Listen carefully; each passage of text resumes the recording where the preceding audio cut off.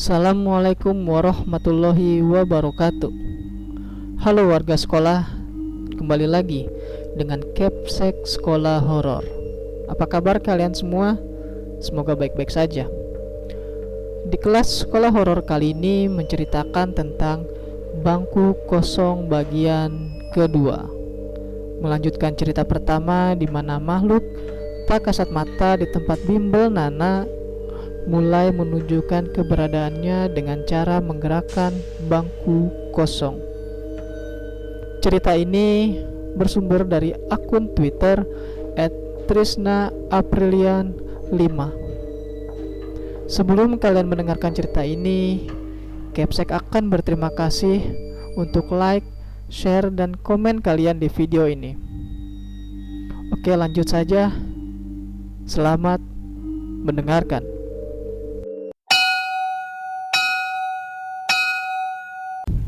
Kami berdiri bergelombol di depan kelas selama hampir 10 menit. Lalu aku dan Elsa mencoba mengintip ke dalam kelas. Kulihat posisi kursi itu sudah berubah lagi. Yang tadinya menghadap ke depan, sekarang agak serong ke kiri.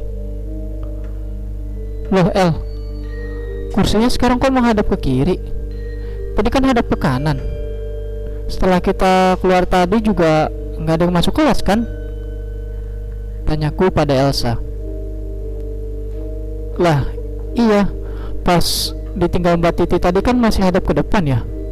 Nggak ada juga yang masuk ke kelas.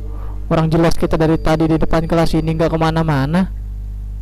Jawab Elsa heran.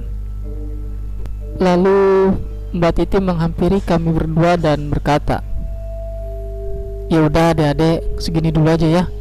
Soal lanjutannya nanti kita selesaikan. Lagi pula Mbak juga udah pernah jelaskan materi yang itu kan. Dia ambil tas, berani nggak? Tasnya Mbak Titi sekalian ambilin, kata Fitri.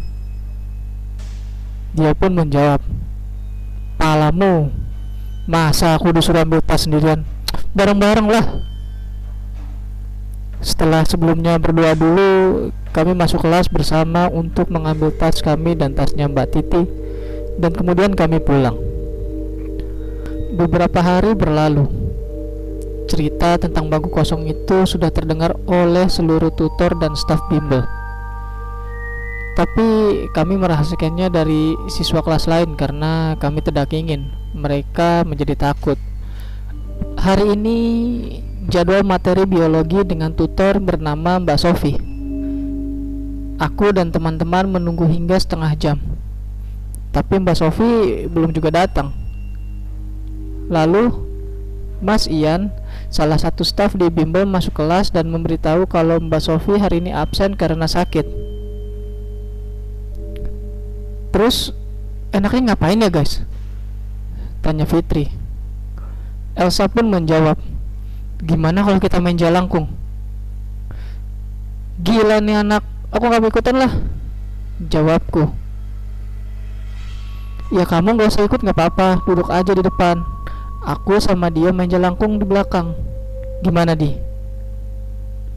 Oke El, yang lain ada yang tertarik gak nih? Kata Dio. Fitri, Nisa, dan Sela pun juga turut berniat untuk bermain jalangkung, dan Elsa pun mempersiapkan peralatannya. Dia mengambil 2 pensil yang diikat menggunakan karet gelang dengan posisi tegak lurus menyerupai salib. Lalu Elsa juga mengambil selembar kertas dan dibuat bentuk bulat, kemudian dipasang di salah satu ujung pensil dengan selotip.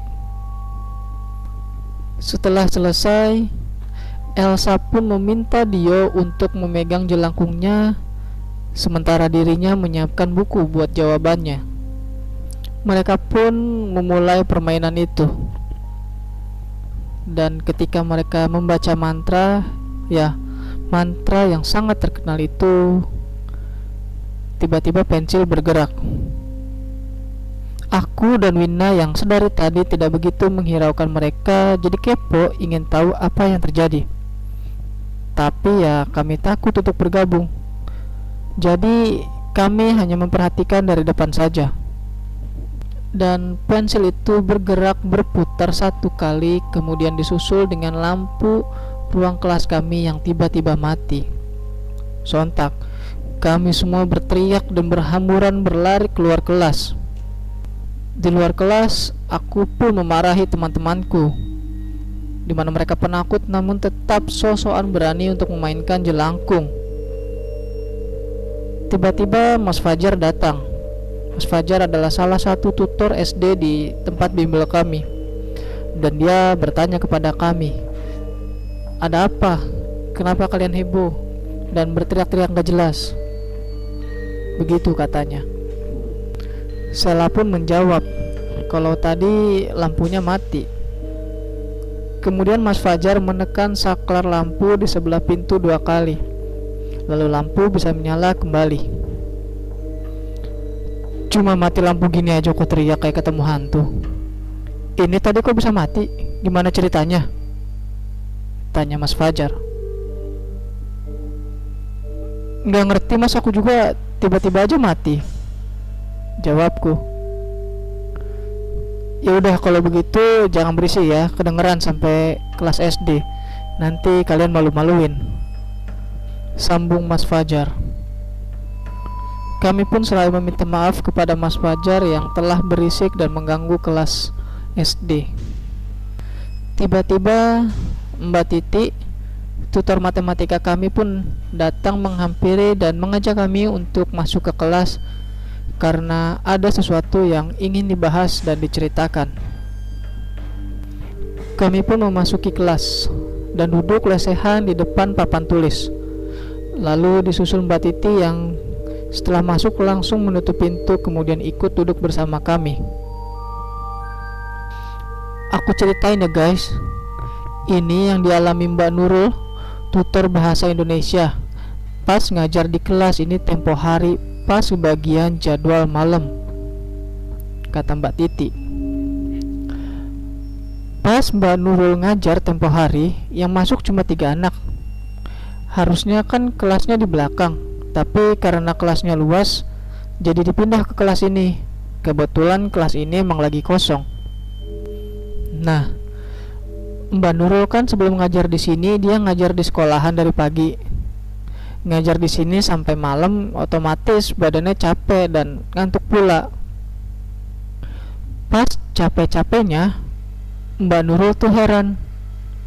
Yang datang 3 anak, tapi kok yang kelihatan seperti 4 anak. Dan yang satu itu duduknya di belakang situ, di kursi yang bergerak sendiri itu. Begitu cerita Mbak Titi. Nisa pun bertanya, "Mbak Nurul ceritanya langsung kesampaian ya Mbak?"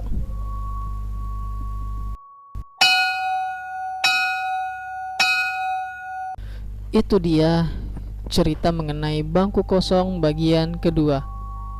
Kini makhluk tak kasat matanya tidak hanya menggerakkan bangku kosong, tapi juga berinteraksi dengan cara mematikan lampu. Oke, terima kasih buat kalian warga sekolah yang telah mendengarkan cerita ini, dan terima kasih juga kepada akun Twitter @trisnaaprilian5 yang telah memberikan kami izin untuk membacakan cerita ini. Jangan lupa like dan share video ini agar warga sekolah horor semakin bertambah. Dan sampai jumpa di kelas berikutnya.